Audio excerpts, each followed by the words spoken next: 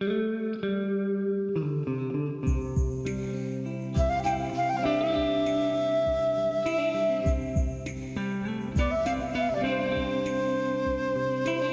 everybody, I'm John Schneider. I'm your host for Jersey Bayshore Country, and today it's all about Homedale, New Jersey, and with me, I'm very happy to report, is the mayor of Homedale, Eric Hines. How are you? Doing great, John. Thanks for having me. I'm so glad you're here. And as he came in the studio today, I said, "You look like an adult. You must have come from your job."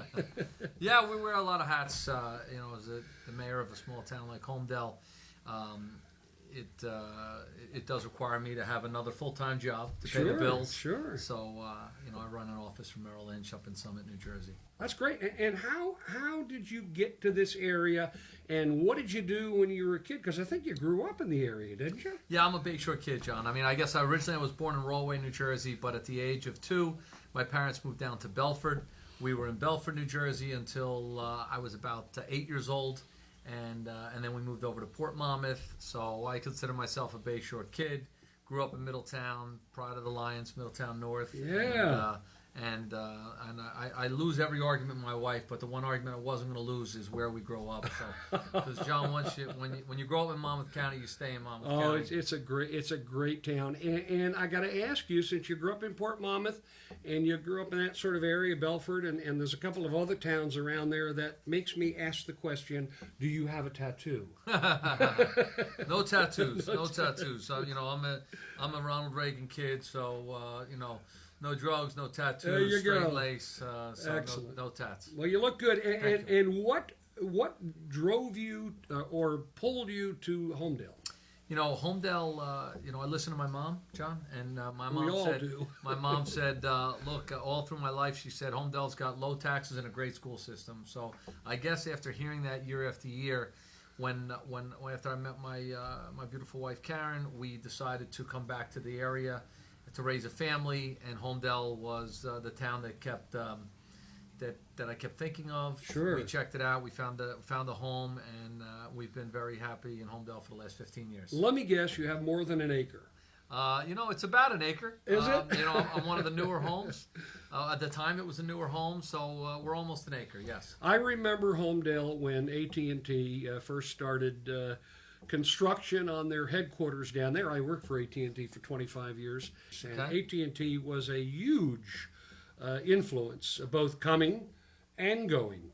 Can you talk a little bit about the coming and going of AT&T? Because not everybody knows that AT&T had a huge presence there. At one point, early 80s, there was upwards of 7,000 people working on the Crawford's Corner, the Bell Labs building there. At that particular time, there were only about 5,500 residents in Homedale. So if you really think of it, it was a city within a city. And they were also not only the largest taxpayer by far, they were also extremely generous in working with the town with certain projects. Well, as technology moved on and the world became more global, and to some extent, some of the technology that was invented there, the cell phone technology, allowed for people to work remotely. And the need for a massive campus for one employer is really, not only is it obsolete in Homedale, it's kind of obsolete all over New Jersey, and New Jersey's feeling some of that pain. But by the mid 90s, they were down to 2,500 employees, and it was in 2002 they were down to a handful. Yeah. And was it a big impact to the town financially? No, unfortunately, it's a huge impact to the town. Yeah. And the way it works with commercial real estate is as the employees leave that building and the building becomes less valuable, the taxes started to become less and less and less. At the same time that our police presence has need to grow, as the town's gone from 5,000 to 17,000 employees. I've had to hire more cops over the last 25 years. There's 3,000. There was upwards of 3,800 kids in the school system, and there's more teachers that need to be hired. So because there's more parks today and there's more roads in Homedale, so I got to hire more DPW. So our payroll, our bills have expanded at a time that you're contracting. You lost your money from the state. You lost your revenue from the utility companies. You lost your biggest employer. So this can make for a very, very challenging municipality. Now, you weren't, hopefully you weren't the mayor at that time, were you? No, that's the good news. Woo! So I've been involved on the township council for 5 years. Okay. And for the first 3 years, all we did really, John, is find ways to cut, and that's no fun. That's not fun privately. That's not fun publicly. Finally, we were the building sat vacant for 7 or 8 years. We were happy to finally close the deal a little over 2 years ago.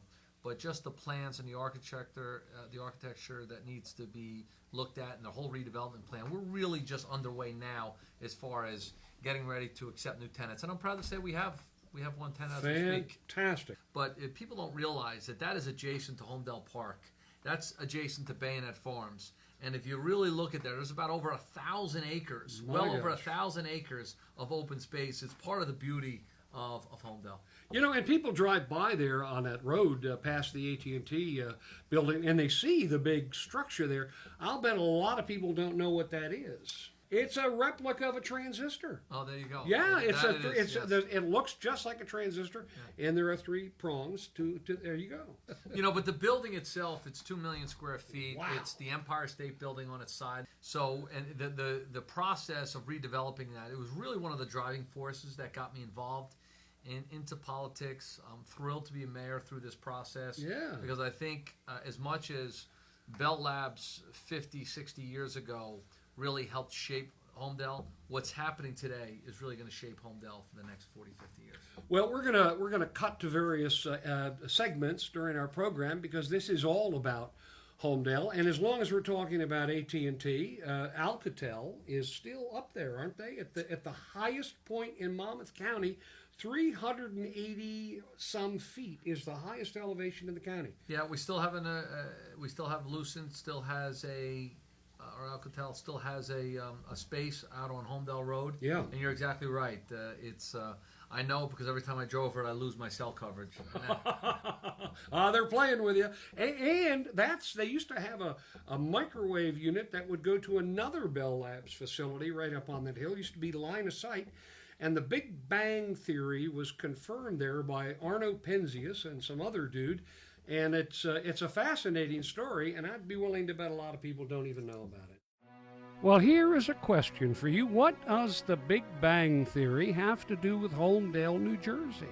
Well, quite a bit, actually. It was discovered in Homedale, right here where we're landing, on Crawford Hill, former site of Bell Laboratories, 380 plus feet above sea level. And you see, this horn antenna right here was where Robert Wilson and Arno Penzias discovered the Big Bang Theory.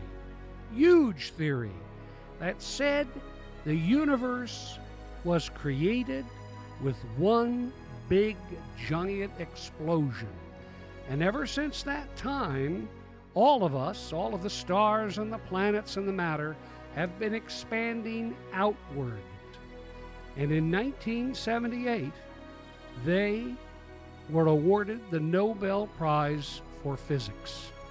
And they worked at AT&T Bell Laboratories, and I worked at Bell Laboratories about the same time. And it was very exciting.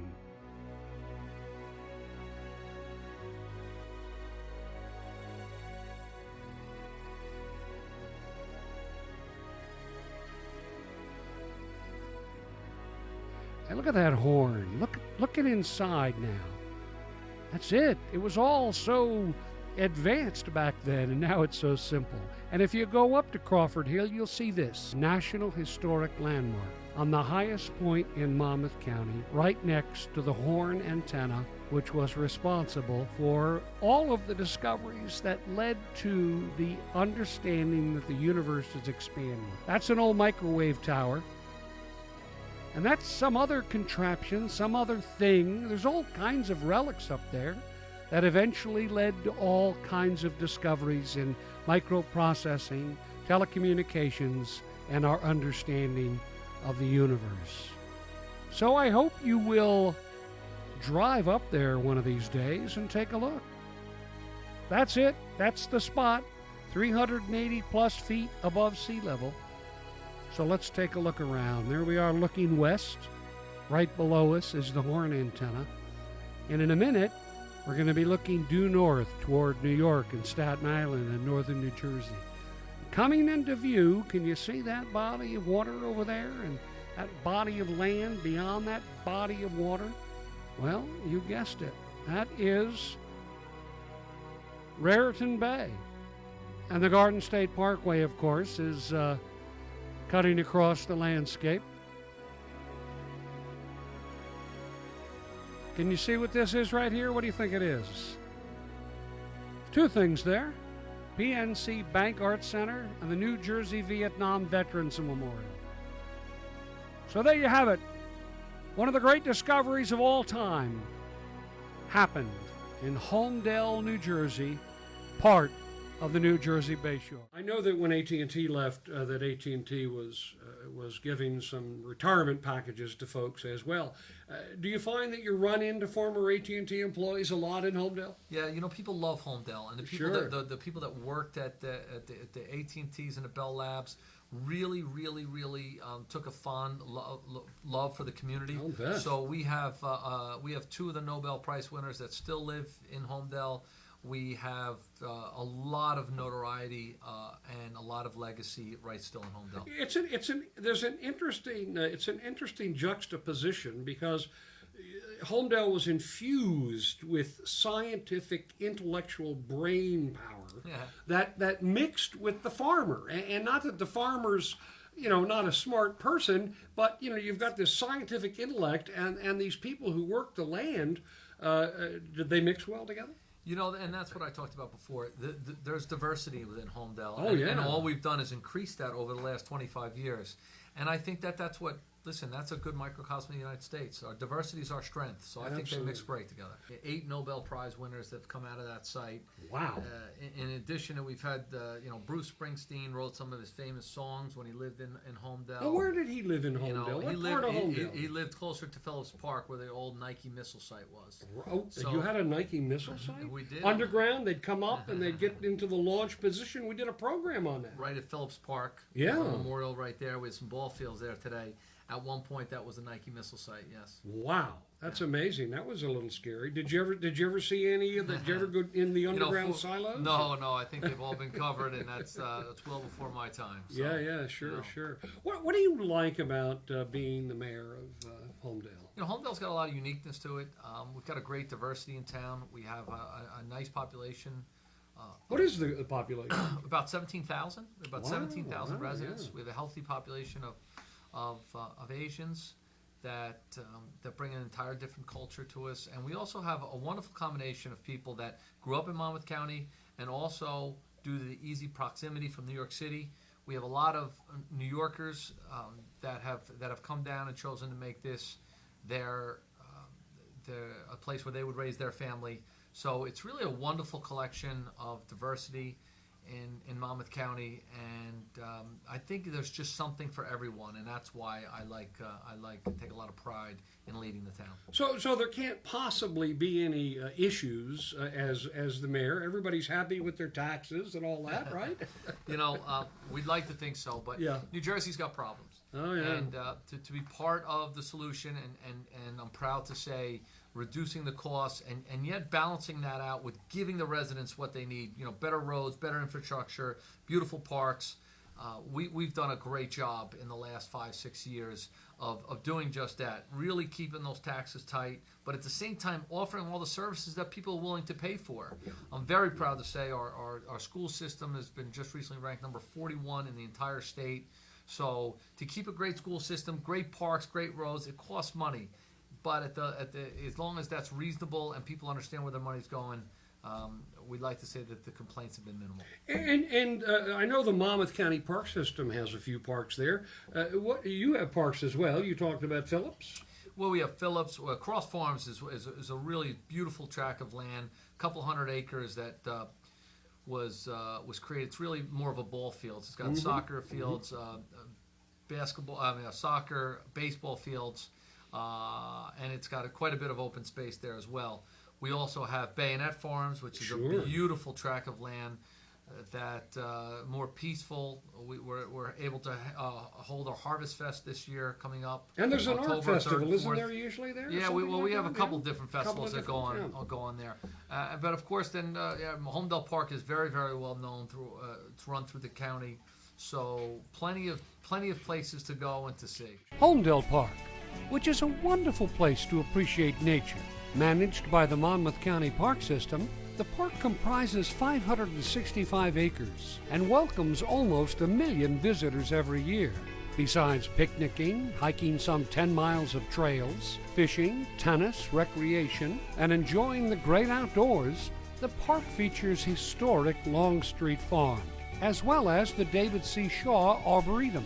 During the winter, the park also hosts ice skating and sledding. But Longstreet Farm is one of the highlights of Homdel Park, where rural Monmouth County in the 1890s comes to life within 9 acres as park personnel dress in costumes, and they show and demonstrate some traditional farming activities.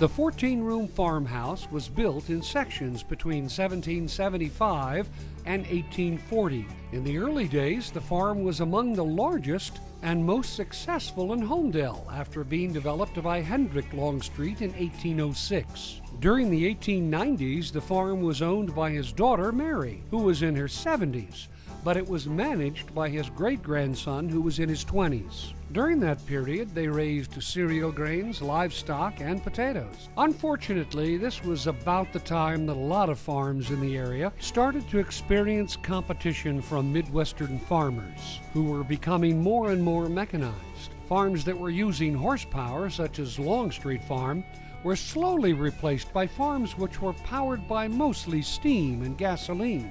The great-grandson finally inherited the farm in 1911 from his aunt and held it until the Monmouth County Park System purchased it in 1967 and opened it to the public 5 years later. Longstreet Farm is open every day all year long from 10 a.m. to 4 p.m. and there's no charge.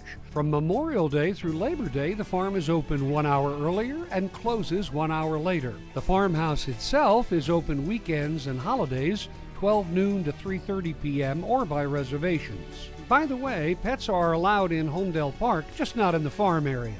Also located in the park is the David C. Shaw Arboretum. It's 22 acres and contains hundreds of species of trees and shrubs.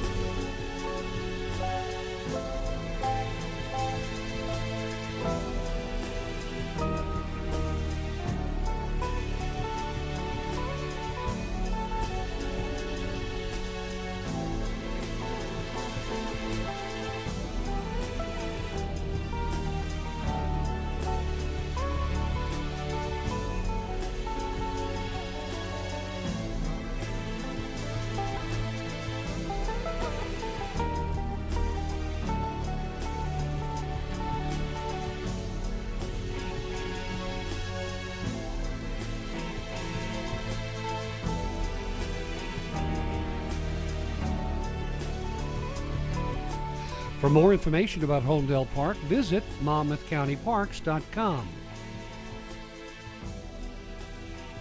Situated next to Homdel Park is the Holmes-Hendrickson House, built in 1754, and which provides a great example of local Dutch building tradition and a glimpse into the county's colonial past. It's managed by the Monmouth County Historical Association.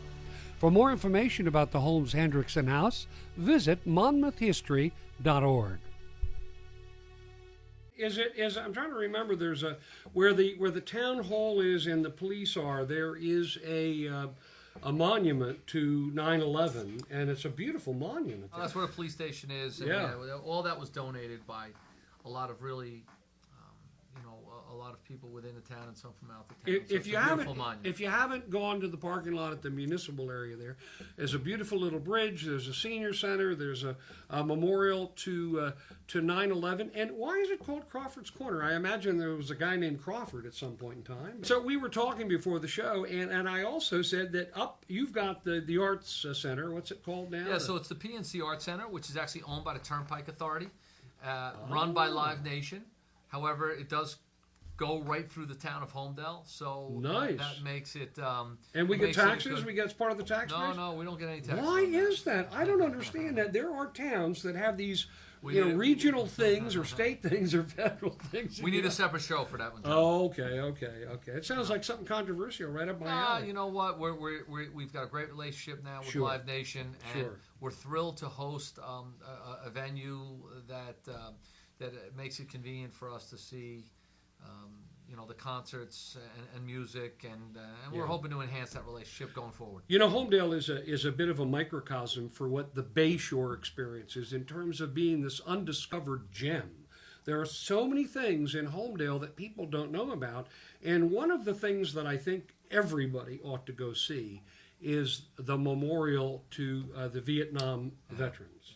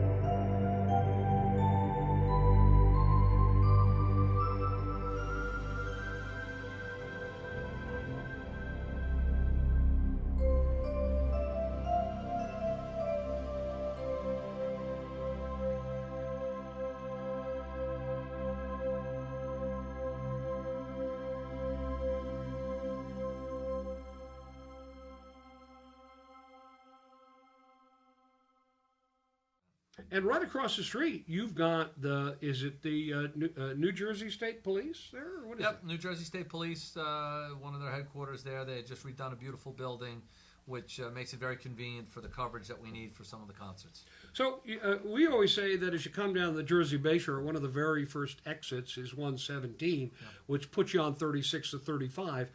What's the exit that you would recommend if you want to go to Homedale from the Garden State Parkway? If you listen, again, one of the unique things about Homedale, 117, 116, 114, depending if you're even coming from the south, sometimes 109 makes the most sense. So it really is the gateway into the Bayshore area, and it's really a connective town. We're at the moment of transforming Homedale. I say some of the events that are taking place will kind of convert Homedale from a backyard town to a front yard town. We today don't have that family restaurant that everybody goes to or a meeting place. We've got some chain restaurants on our perimeters, but I think the redevelopment at Bell Labs, combined with a new restaurant that's coming up on the corner of Route 34 and 520, I think that we have some things in the works that are going to help bring Homedale together more. The phenomenon with social media is just showing that people like to connect, and we haven't had enough outlets for connectivity in Homedale. So I am really excited for the next 3 to 5 years. Restaurants, but also the redevelopment of that site, some other potential exciting development things that could be happening that will help connect Homedale more, and I like to say make it more of a front yard town. You're involved in something that's near and dear to my heart. Why don't you talk about what it is? Yeah, John, we're real excited. I've been president and co-founder of an organization called Hope for Children for the last 11 years. And we have a broad base of beneficiaries. Over the years, we've partnered with our hospitals. We've done a number of things inside the hospitals, Big Brothers, Impact Oasis, who runs an autism farm in Middletown, and we have social workers on our board to help us direct us to a number of families throughout Monmouth County that need help. We're excited to be able to do a couple neat things, providing we make the money we think we're going to make on this one. So we're working with the special needs coordinator in Homedale, as well as the rest of Monmouth County, and we're going to come up with some people that need some help. And you talked to me about this charity. It benefits all children, not just in Homedale, but in Monmouth County, correct? Yeah, we're real passionate about not only helping kids that are in need. We have sent dozens of kids to camps, tutors, found a way to buy, machinery that are helping them if insurance doesn't cover it. But we also find a way to give some scholarship money out to real leaders in the high schools that are working within the community to better the community. So we give scholarships out like to the next wave of kids that we think are interested in making a difference in the community. Listen to that. What they're doing is nurturing volunteerism in the high schools with these kids. I think that's great. Yeah. Well, it's such a pleasure to have you on the program, and I wish you all the luck in the world. Thank you. And if you're out there and you're suddenly out there in the country, you're probably in one of two places. You're either in some places in Middletown or you're in Homedale. Homedale's a great place. Anyway, I want to thank you for being part of the program. I'm John Schneider.